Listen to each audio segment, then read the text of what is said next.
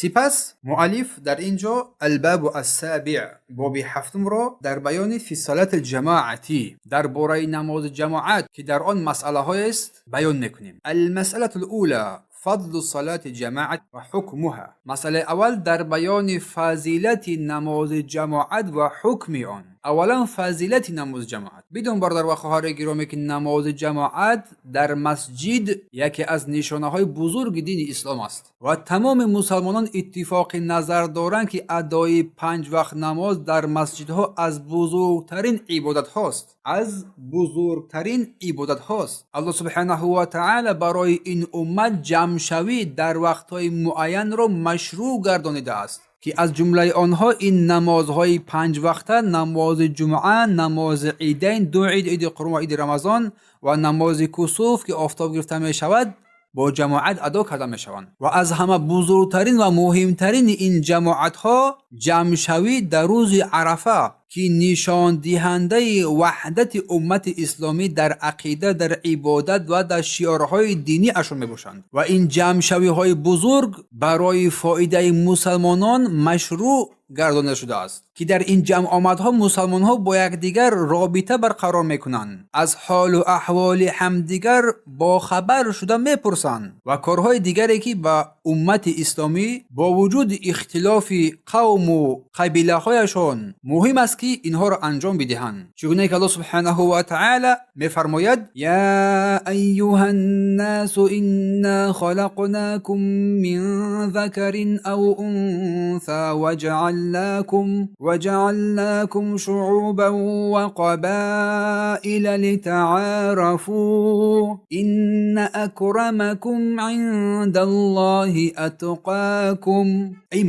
ای مردم ما شما را از یک مرد و یک زن آفریده ایم و شما را قوم و قبیله ها قرار دادیم و شما را با قوم ها و قبیله های گوناگون جدا کردیم تا با یکدیگر شناسایی پیدا نماید، شناس شوید. یقینا بدون شک و تردید بزرگترین و گرامی ترین شما نزد پروردگارتان پرهیزگارترین شماست. سوره حجرات آیه 13. و پیامبر الله صلی الله علیه و سلم نیز مردم را به نماز جماعت تشویق نموده فضیلت بزرگ آن را بیان کرده می‌فرماید صلات جماعت افضل من صلات الفرد، یعنی الفرد. نماز جماعت از نماز فردی یعنی تنها ب 27 درجه با 27 درجه افضلیت دارد که این حدیث را بخاری تحت رقم 645 646 و مسلم تحت رقم 650 روایت کرده هستند. و همچنین فرمودند صلات الرجل فی جماعت فی الجماعت تضاعف علی صلاته فی بیته. اینکه نماز مرد در جماعت از نمازی که در خانه تنها میگذارد مضاعف کرده می شود، دوچند کرده می شود. از بازار ده هم دیده با گفتن که با 25 ضعفاً با 25 درجه که 27 درجه بالاتر قرار داده می شود. این از فضیلت نماز جماعه. و در دام حدیث فرموده که زیرا وقتی که خوب طهارت میگیرد و به مسجد می رود که او را چیز غیر از نماز به آنجا نمی برد، هر قدمش برای او یک درجه بالا می گردد و یک گناهش محو و نابود می شود. و هر وقت نماز را می خواند فرشتگان تا وقتی که در جای نماز گزاریش نشسته است برای او دعا می کنند. روایت مسلم تحت رقم 647. روایت بخاری. بارک الله فیکم. حکم این نماز جماعت. نماز جماعت در 5 وقت نماز بر جماعت ادا کردن آن در مساجد الله سبحانه و تعالی این واجب است و دلایل واجب بودن آن کتاب الله و سنت پیامبر صلی الله علیه و سلم است. از جمله آیه های قرآن که الله سبحانه و تعالی می‌فرماید و اذا كنت فیهم فاقمت لهم الصلاة فلتقم طائفة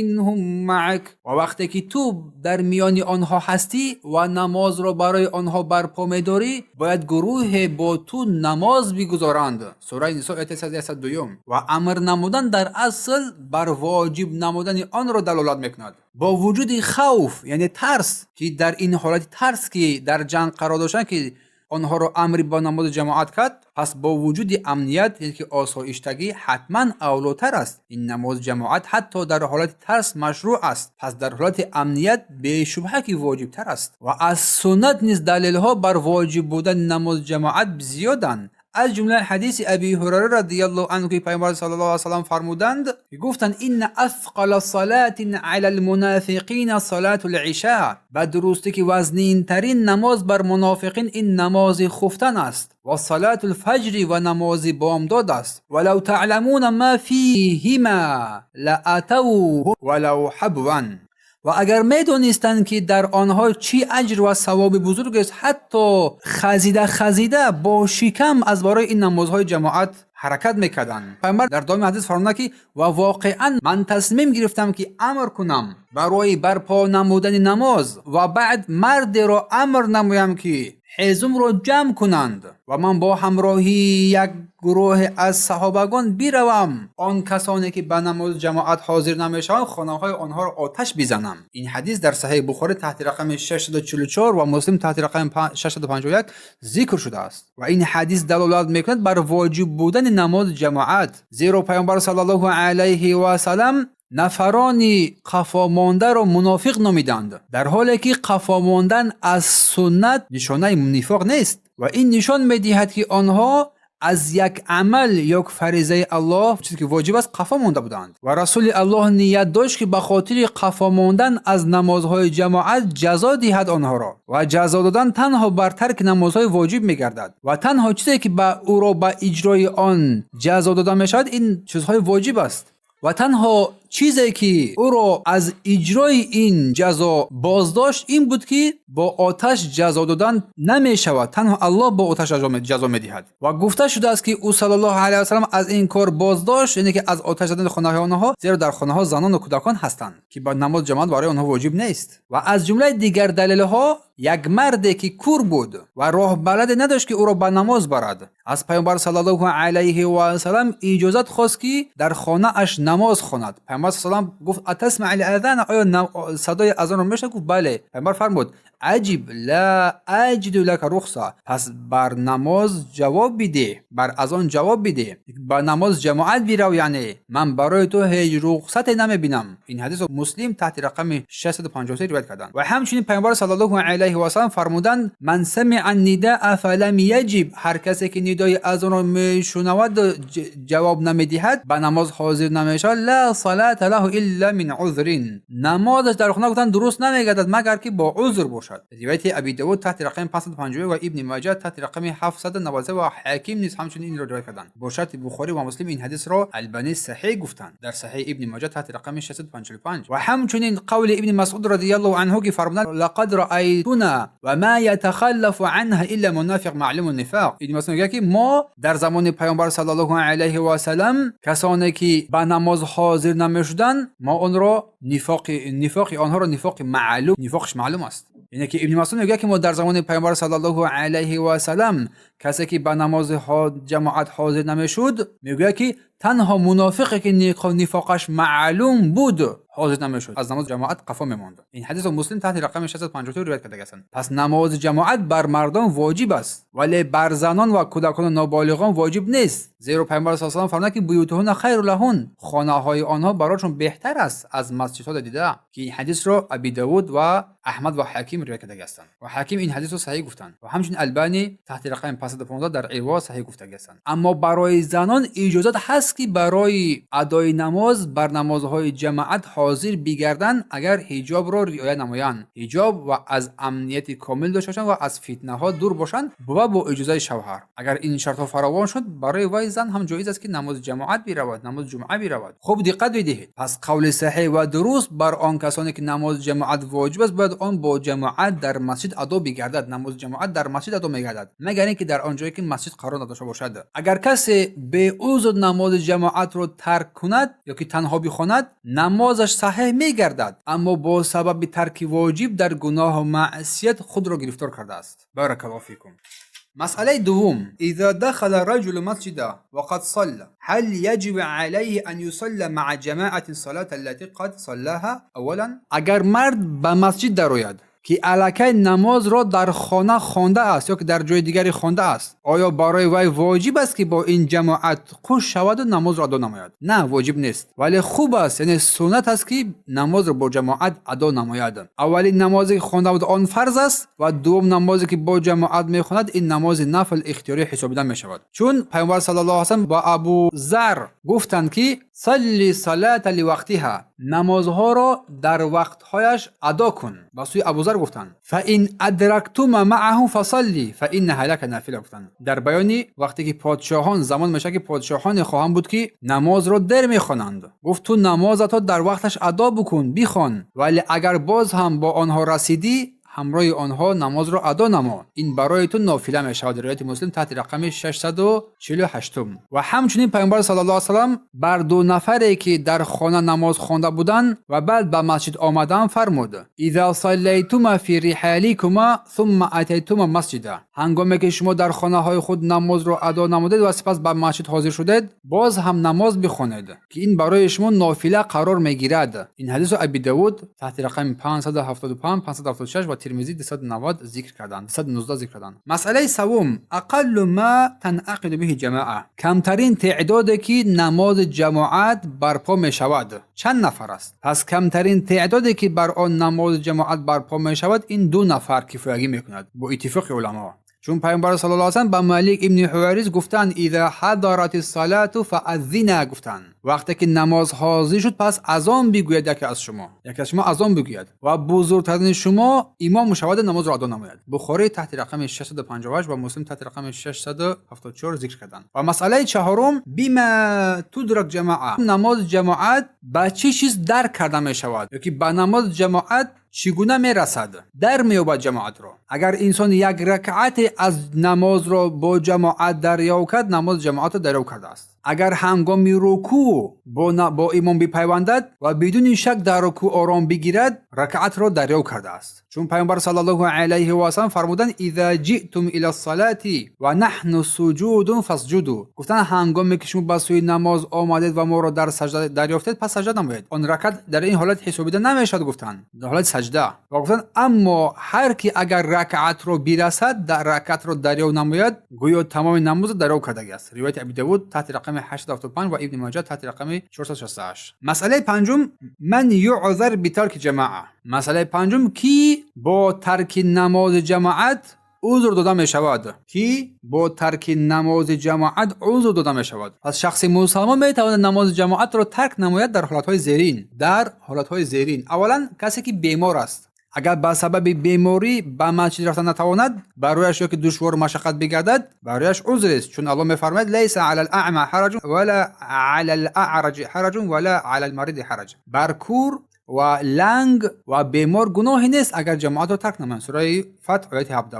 و همچنین وقتی که پیامبر صلی الله علیه و سلم بیمار شدند به مسجد و جماعت نتوانستند بروند، گفتند مروا ابابکر فلیصلی بالناس، گفتند ابوبکر را امر نمایید که نماز مردم را بگذارد. صحیح بخاری تحت رقم 713 و مسلم تحت رقم 418. و ابن مسعود رضی الله عنه فرمودند که ولقد رأيتنا وما يتخلف عنها الا منافق علم نفاقه او مريض، یکی ما چنین میدیدیم در عهد پیامبر صلی الله علیه و سلم که از نماز جماعت تنها کسی حضور نمیکند که یا که منافق است که نفاقش معلوم است یا که بیمار. روایت مسلم تحت رقم 654. و همچنین کسی که میترسد که بیمار میشود یا که ترسی شکنجه یا که یگام جای در قرار داره که به مسجد رفتن برایش یگام مشکلی پیدا میکند، ایجاد میکند. و دوم کسی که هنگامی ادای نماز نیاز به قضای حاجت دارد، یا کسی که طعام آماده شدگی است، برداشته شدگی است و گرسنه است و اشتیاق خوردن را دارد، از آن لقمه باید کمی بخورد. چون در حدیثی که عایشه رضی الله عنها روایت کرده هستند لا صلاه بحضرة الطعام ولا هو يدافع الاخبثين،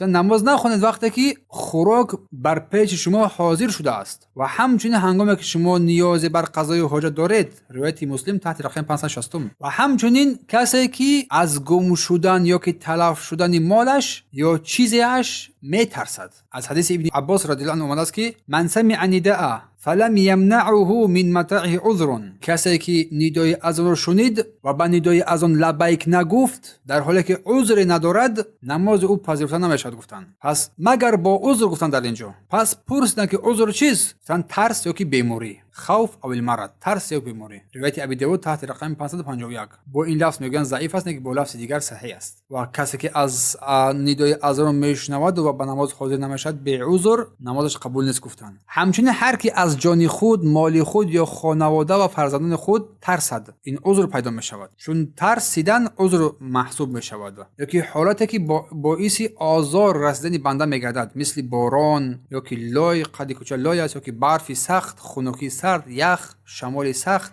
و غیره چیزهایی که برای انسان عذر میگرده که از نماز جماعت دور بگردد. و ابن عمر گفتند که کان رسول صلی الله علیه و سلم، این که رسول صلی الله علیه و سلم یأمر المؤذن، مؤذن رو امر میکرد اذا کان میگه لیله البارده، هنگامی شب سرد و خنک میشد یا که شب بارانی میشد، یقول مؤذن میگه الا صلوا فی رحالی، آگاه باشید نماز رو در خانه های خود بخونید. گفتند پس حالت‌های قرار میگیرد که این انسان میتواند نماز خود را ترک نماز جماعت نماید، نماز را در خانه‌های خود بگذارد. این حدیث را بخاری تحت رقم 632 و مسلم تحت رقم 697 ذکر کردند. و همچنین اگر امام نماز را خیلی طولانی بخواند و این برای نمازگزار دشوار بگردد، مشقتش شود، چون یک مرد با معاذ رضی الله عنه نماز خواند ولی معاذ نماز را طولانی کرد، پس آن مرد نماز را کنده کرد و نماز را تنها خوانده رفت. و هنگامی که این خبر به معاذ رسید گفت وای منافق است. این خبر رو این صحابی به پیامبر رسانیدند و پیامبر از این مرد دفاع کردند. و سین معاذ گفتند افتن انت، آیا تو فتنه‌گر هستی؟ چرا نماز را از سوره کوتاه نخواندی؟ روایت مسلم تحت رقم 6465.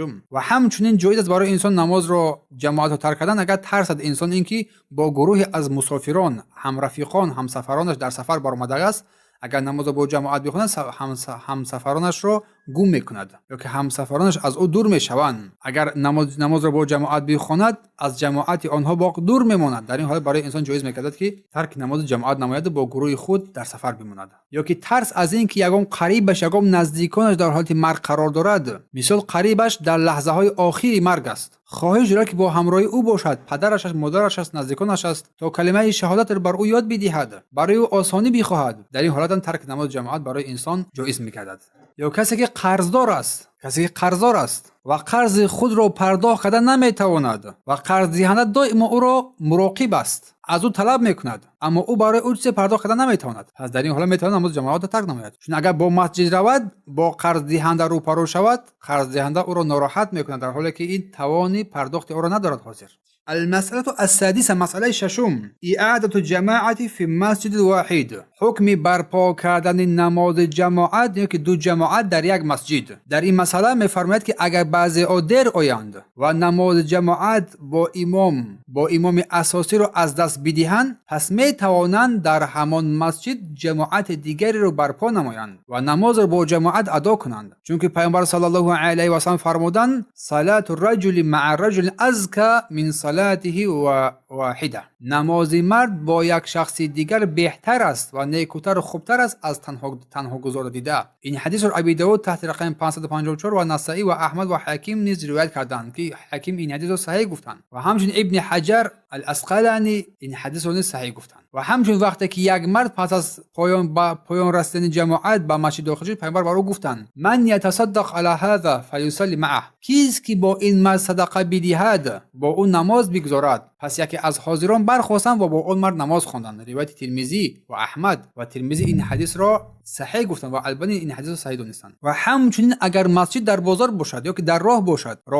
راهگذر، جایهای راهگذر، پس در آنجا هم برپا کردن یک چند جماعت بعد آن که جماعت اول به اتمام رسید با دو مردم جمع میشن، جماعت دیگر میخوانند و غیره و غیره، این هم جایز و رواست، اشکال ندارد. اما در همان مسجد دو یا بیشتر از جماعت شود در یک وقت، این جایز و روا نیست، این حرام است، چون این از تعلیمات رسول است، از تعلیمات صحابه نیست، چون این کار باعث پراکندگی مسلمان‌ها میگردد و مردم را تنبل میکند از حاضر شدن به نمازهای جماعت، شرکت نمودن در نمازهای جماعت دائمی با امام. حتی ممکن است که سبب شود که نماز انسان در نمازش بی‌پروایی نماید و تنبلی نماید، الاعوذ بالله، در گناه و در معصیت خود را گرفتار نماید. المسألة السابعة، مسئله هفتم، حکم الصلاة اذا اقیمت الصلاة مکتوبه، حکم خواندن نماز وقتی که اقامه نمازهای 5 وقته گفته می شود. اگر مؤذن برای نماز فرض یعنی جماعت اقامت کند، اقامت بگوید، اقامت را آغاز نماید، پس برای هیچ نفری از مردم دیگر جایز نیست که نماز دیگری بخواند از نمازهای نافله. دیگر برای شخص جایز نیست، چون پیامبر صلی الله علیه و سلم فرمودند اذا اقیمت الصلاة فلا صلاة الا مکتوبه.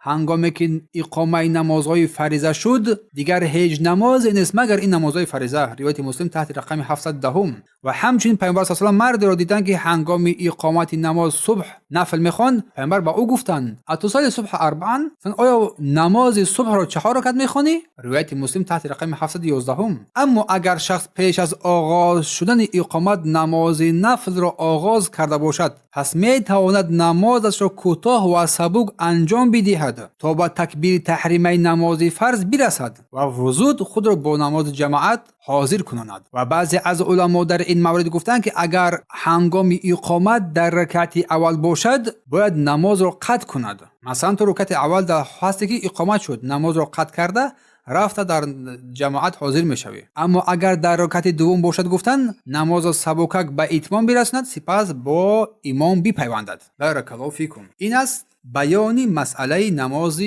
جماعت. و در آخر در اینجا سخن را به اتمام میرسونیم از این کتاب مبارک میسر. به درگاه پروردگار دستی به دعا میبرداریم و دعا میکنیم پروردگار را برای ما علم نفع آور، منفعت بخش و رزق حلال و عمل قبول عطا فرما و ما را پروردگار را برای راست هدایت کن. پروردگار را دین ما را که اساس کارهای ماست اصلاح نما و دنیای ما را که زندگی ما در آن است اصلاح نما و آخرت ما را که بازگشت ما به سوی آن است پروردگار را اصلاح نما و زندگی را برای ما راحتی نیکو قرار بده. پروردگار را زندگی را برای ما افزایش همه کارهای نیکی ما قرار بده و مرگ را برای ما رهایی از همه بدی ها بگردان. پروردگار گذشتگان ما از مؤمنین مسلمین را رحمت و مغفرت نما. کسانی که در قید حیات هستند زنده هستند پروردگار آنها را توفیق عمل کردن به این دین مبارک رو بده، هدایتشان کن به راه راست، به راه درست. پروردگار رو به درستی که ما به نفس های خود ظلم کردیم، پروردگار اگر ما را نبخشی و بر ما رحم نکنی حتما ما از زیانکاران قرار میگیریم. پروردگار تو پاک و منزه از هر عیب و نقصان هستی. تمام حمد و ستایش از آن توست و گواهی میدهیم که هیچ معبود بر حق جز تو نیست. از تو آمرزش میطلبیم. پروردگار از تو بخشش گناهان میطلبیم. و صلی الله تعالی علی نبینا محمد و علی آله و صحبه اجمعین. سبحانك اللهم و بحمدك اشهد ان لا اله الا انت استغفرك و اتوب الیه.